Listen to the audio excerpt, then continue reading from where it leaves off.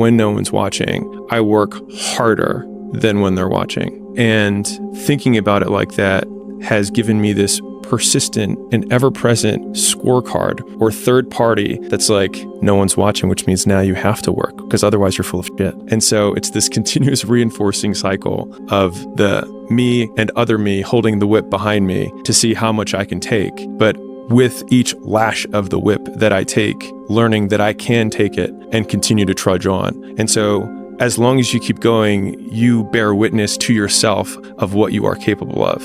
It's funny because a lot of us want traits, right? We want to be patient, we want to be humble, we want to be, long-suffering, whatever words you want to use. But in order to, if I would say, hey, if you had to create a human, what would you put them through to make them tough? It probably wouldn't be a really chill life. Yeah. What would you put them through to make them patient? Well, you probably wouldn't give them things immediately. And so it's like we want these traits, but each of the traits has a price tag attached to it. And it's just like, do you want to pay the price tag to get the thing? And so I think if people reframed the period of life that they're going through as the price that they're paying out of their wallet, but the wallet is their time, is the seconds of life that they're trading for it, then I think more people would be willing to make the trade. Because at least when I look at myself, like when I'm 80 something years old and I'm looking back on my life, I want to have these traits. But in order to have those traits, I know I have to go through these things. And I think for me, that's given me a lot of comfort in hard times. It is so easy to win. Like that, I mean, like when I hear that, that's exactly what I think. I'm just like, man, for everyone who's like struggling to win, it's like most of the pain that people experience is purely in their own minds.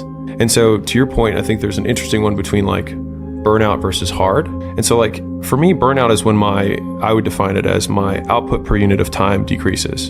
So I can see that that's measurable, right? Now, like I can say like number of pages that I edit or the quality of the content that I create, like my output per time, like the team knows when I'm like 6 hours, 7 hours into recording something, they're like, I literally start like slumping. Like physically, I just start like slumping and I like my cadence isn't as like, I'm just not as sharp, right? There's that versus emotional burnout, which I think people mislabel as burnout when really it's just like they don't know how to reframe reality. And so what it really is they got a comment on a post that bugged them. And like, again, it's like pulling it from the shadows. It's like, no, this stuff doesn't work. It's like, hold on. What's the one voice that actually is coming through? What is the real thing? Well, there is this comment.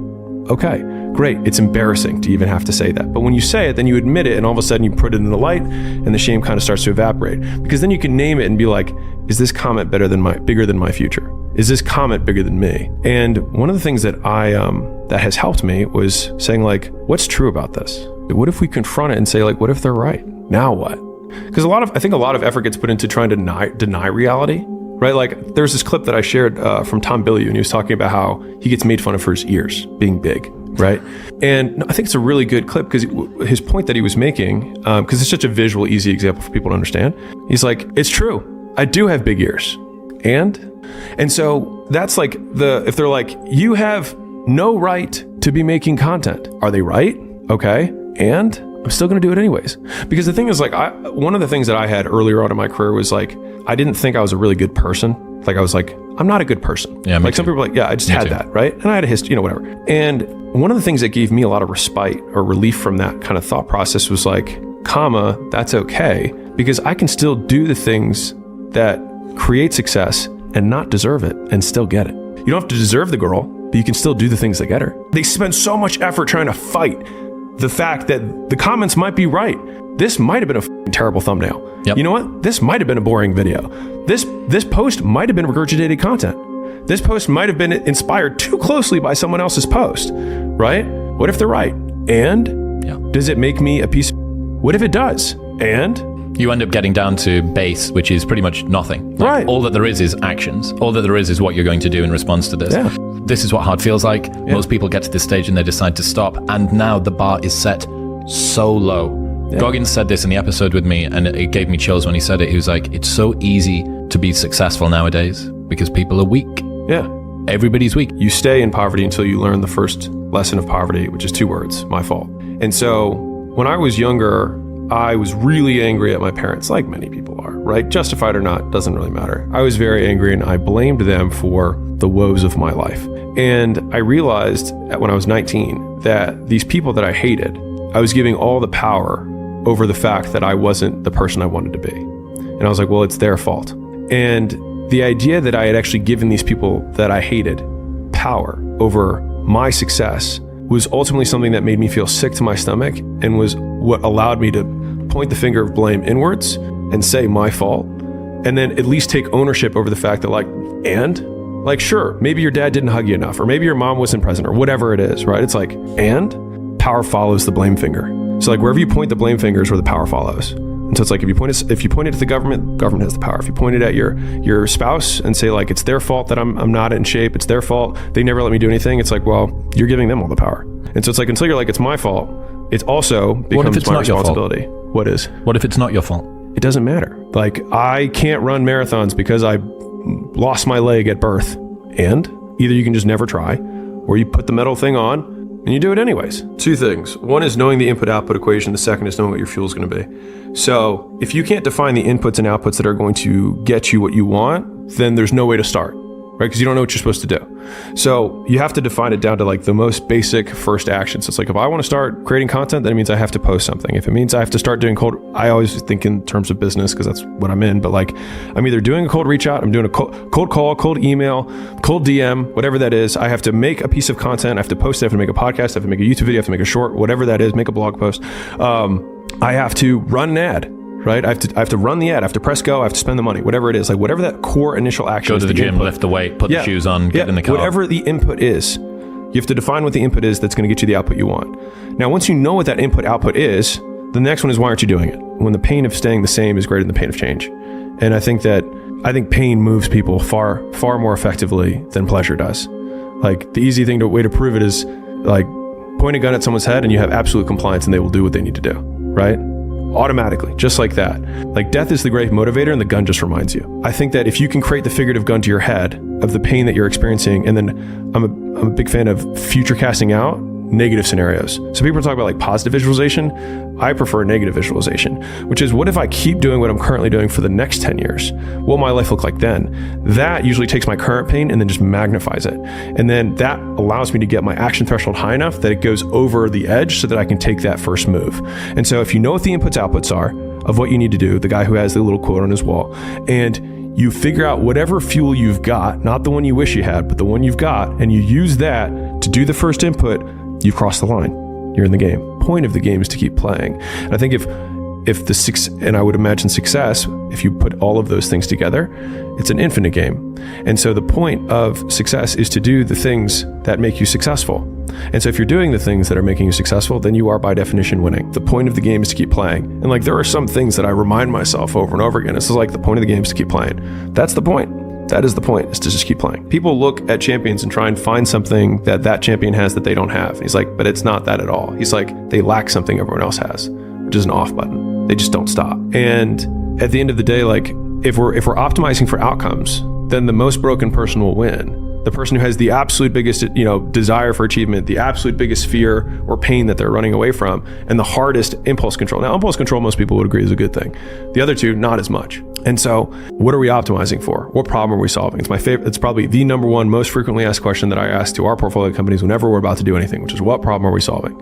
If the problem that we're solving is that I want to be content, well, there's a lot of ways to do that. And you don't need to do all these other things. If the problem you're solving is that you want to be the richest man in the world, well, you're going to have a lot of superiority complex. You're going to have a lot of crippling insecurity, and you're going to have a lot of impulse control, and you're going to have to wait a long time. If they can do it, so can I. The person who loves walking walks further than the person who loves the destination, right? And so I think it's the same thing. But you are going to die, and you're not going to matter. And I'm going to die, and I'm not going to matter. So why do I care about what you're going to say when you're not even going to show up to my funeral? Who gives? I'm a big fan of being directionally correct rather than absolutely correct. And so I think what happens is most people are trying to find the perfect answer when they have no perspective from which to make a judgment. They're trying to find the perfect thing to do when they haven't done anything. So how would you have perspective to make a judgment? What do I hate doing? Well, let me not do that, which is, sitting on meetings all day and doing whatever, doing grunt work that I felt like was meaningless. And instead, I was like, I'll do fitness because I like fitness. And I was like, at the very least, I'll do something I enjoy. Doing things like we did in the past that reward us will reward us again in the future. That's where our behavior comes from. If you're looking for the perfect investment, you won't find one. There's always downsides. Every investment has risk. Right? And so using that frame, you're like, well, there's all these paths. Which one do I choose? It's like, well, the one thing that's guaranteed is if you keep the money, it will go down in value because it'll inflate, right? So not investing is the only way guaranteed to not get a return on your investment. The only win you get from not prepping and showing up to the fight is that you appear to be more naturally gifted, and I would rather be known for my work ethic than my natural gift as an aside, but you appear to be more naturally gifted, and then you win by less than you would if you prepared. The thing that's made the season hard is not actually like work ethic or even time constraints, because like I work pretty much every day all day, but like that's been baseline, and that doesn't really bother me very much. Like I don't bother me very much. I like doing that. The thing is the nature of what fills that time. And so like if I have all the things that are not work that are related to work that I must do as a result so that I can get back to doing the work I like doing. Like me writing a book is the most is my favorite thing in the entire world. Us doing these podcasts is some of the best moments that I get to have in my life. Like twice a month, I'll have business owners who come out that are bigger, that are like kind of like not portfolio ready, but like they're doing usually like $5 to $25 million a year, like right in that range. And I spend a whole day with those 10 businesses. And it's like, and I tell them, I'm like, this is the fucking best. Like, I love this. This is my favorite thing in my entire life. But it's everything that's not that.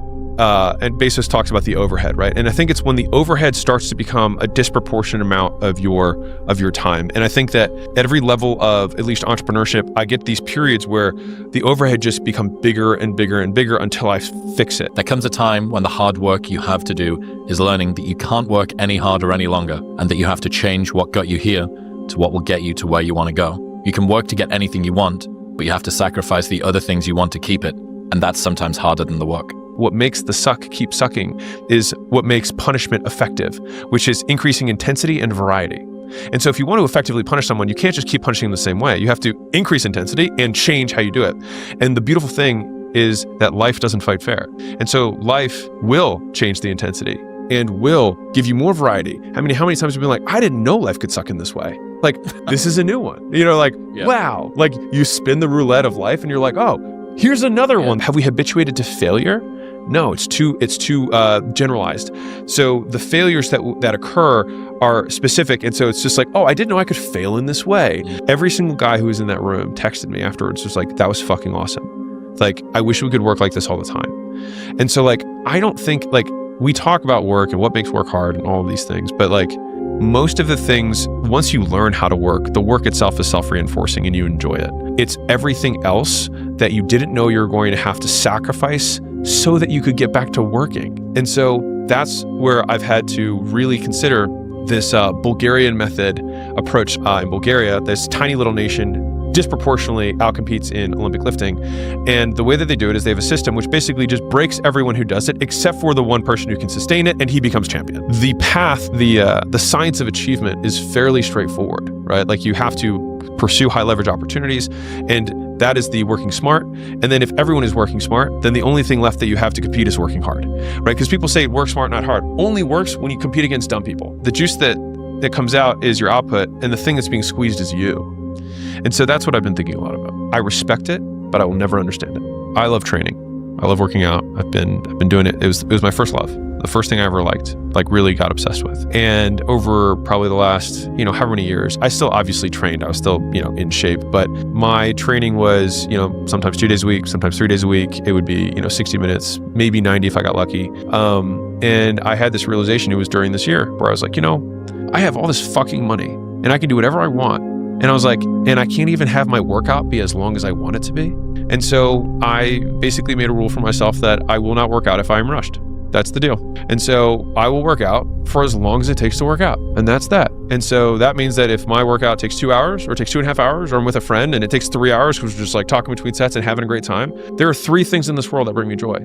Working out with somebody that I like, eating food with somebody that I like, ideally after I worked out, and writing. The 3 things that bring me the most joy in life. And I was like, why am I sacrificing one of the only 3 things in this world that I know that I enjoy to get something that I hoped would buy me the freedom to work out as much as I wanted whenever I wanted?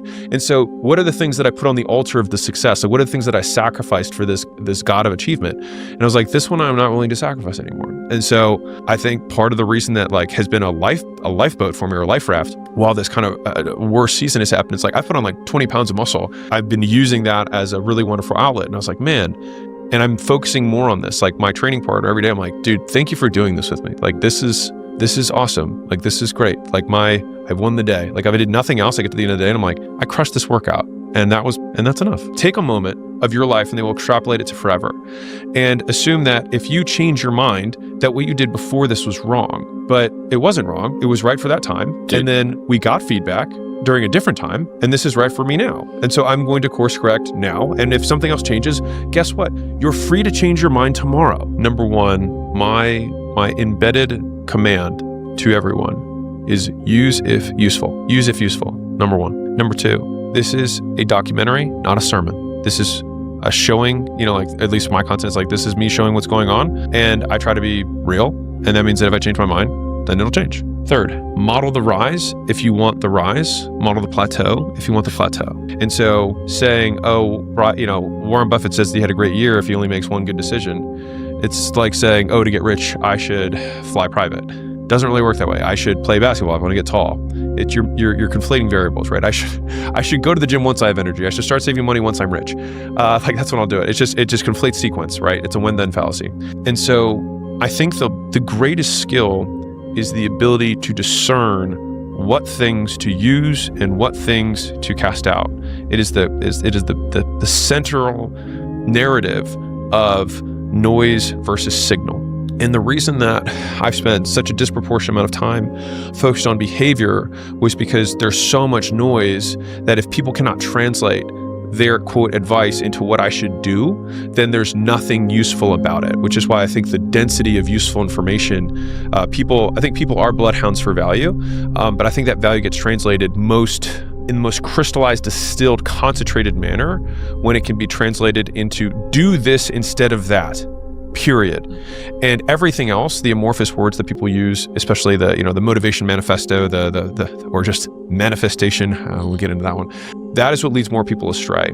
And so they take the entirety of someone and without all of the other conditions that apply to that person and say, I will take this and apply it to my life. You're going to lose sleep. You'll doubt whether it'll work. You'll stress to make ends meet. You won't finish your to-do list. You'll wonder whether you made the right call and have no way to know for years. This is what hard feels like, and that's okay. Everything worth doing is hard, and the more worth doing it is, the harder it is. The greater the payoff, the greater the hardship. If it's hard, good. It means no one else will do it. More for you. Personal growth is training yourself on how you respond to hard. Because in the early days, hard was, stop. This isn't good. This is a warning sign. This is a red flag. I should slow down or I should stop, I should pivot. But the more I think about it as a competitive landscape, as I'm clear on what this path is supposed to look like, and these rocks and these dragons are things that I'm going to have to slay along the way to get the princess or get the treasure, I get happier about the harder it is because I know that no one else will follow. It's a selection effect. And I think if you can shift from this is hard to no one else will be able to do this, then it flips from being this thing that you're like, poor me, to poor everyone else who's going to have to try. Yeah. And I think that is so much more motivating as a frame for the exact same circumstance. Like the amount of times when I was on my lonely path where I was too different from the friends that I had, but not successful enough to be friends with the people that I wanted to be friends with. That's when you want people to root for you. That's when you want people to support you. Once you've already won, people are like, he's amazing, he's so good. But that's the time when you need it the least. And so you always have to be the person who roots for you before everyone else does. It won't get harder. This is the hardest part. And so if you can just make it through this, everything else is downhill. It's not that the things that the dragons are going to slay aren't going to get bigger. They are. But you become so much more equipped to slay them back. And you have so many more allies. You have people in the stands cheering for you. You have the audience. You have all of these other things that are behind you. But at the beginning, it's just you with a stick against a bear. And arguably, that fight is a harder fight to win than beating a dragon when you have a nuclear bomb and 6 nations behind you. And so it's not even like the size of the hardship, it's just also the resources and how few of them you have, and how so much of the beginning is literally burning the one thing you have, which is time, because you have no leverage. You don't have the money to pay other people to help you. You don't have the resources to go get someone no one can learn it for you. It's like there's a lot of the things that we care about a lot, no one can work out for you. It doesn't matter how much money you have. No one can learn skills for you. And so in the early days, it feels so painful because you look around to see who can help you, and then you're like, it's me again. Expecting it to be easy is what makes it much harder than it ever is. Experts have more ways to win than beginners do. And so if an expert goes into any setting that they're expert in, they have so many faster feedback loops that reward them in the moment before the ultimate outcome. So if you're a master video editor, there's so many things that you can do that while editing, you make one change and then it looks right. You have a positive feedback loop. And so I think when you're on the start path, you can't look at the outcome as the only positive because you will never make it. Only way for them to feel safe agreeing with you is for you to disagree with them for a very long period of time until you prove that you're right. Everyone thinks you're crazy until it works. Never create work around your passion because then it'll become work. And he was a guy who's a very successful business guy. And I think about that actually more than I share, because it's just complete and utter, because it assumes that what you're going to be doing every day is the thing that you're currently really interested, which also doesn't make you money. I mean, starting is the perfect condition. Like whatever condition that you're in that you start was the perfect condition. Circumstance has nothing to do with what your subjective well-being is.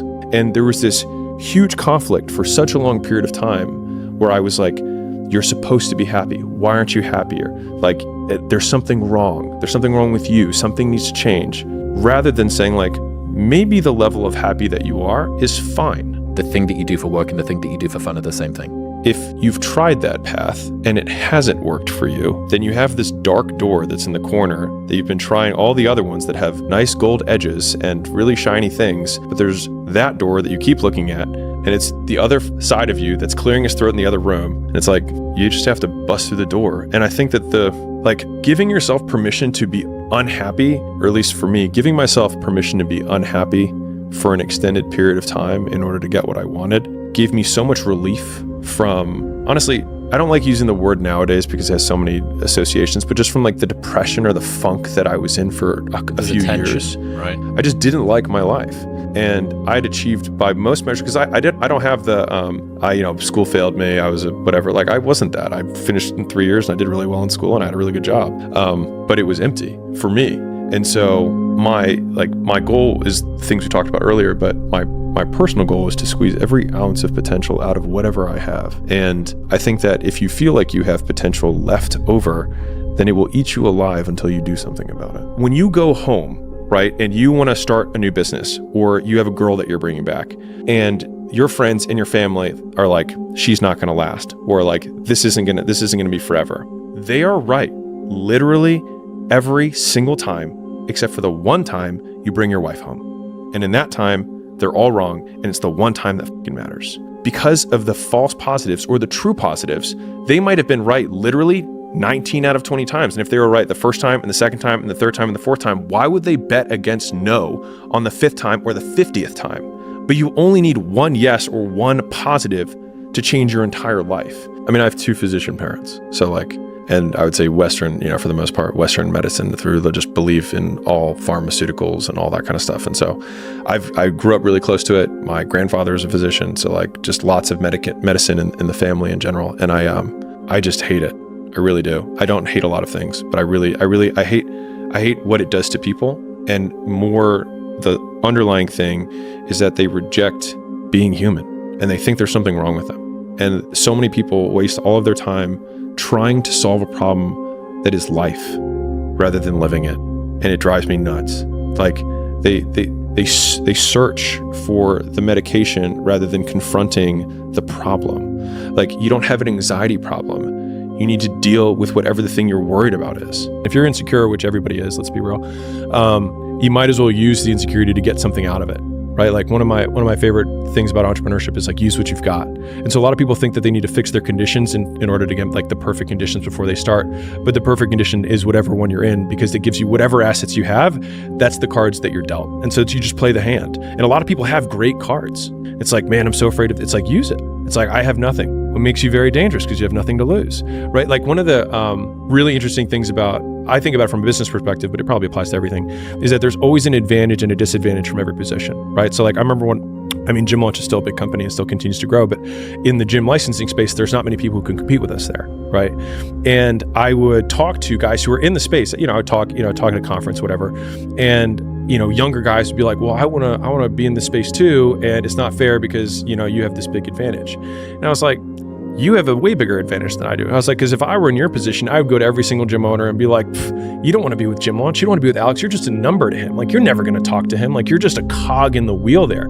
With me, you're going to get my personalized attention. There is just some employee down the chain that's following some process, right? I was like, but on the flip side, if I'm talking to that same gym owner, then I'm going to say, you don't want to talk to Jimmy. He lives in his mom's basement. He has no proof that he's good at what he's at. The reason that we're number one in the space is because we've done it so many times, and we have a system that we know that if you go on this side, you will get this result on the outside. I was like, there's always a position and there's always an advantage. I was like, you just have to play the one you've got. And most people just look at what everyone else's advantage is and don't think, which one do I have? Everyone's afraid of losing money when they invest, but the only guaranteed investment that doesn't work is never investing to begin with. They take the long failure rather than the short one, right? I mean, it's what it is, right? You just fail long. You and I are going back and forth on trying to figure out how many different ways can I say that either the people that you're worried about judgment are going to die, or that you're going to die, or that even if you do achieve the thing, they won't care anyways. Or if you don't do anything, they won't think about you to begin with. And don't you want to be thought about to begin with? Like, don't you want some level of significance? To understand is to forgive. Rather than saying, like, what do I want?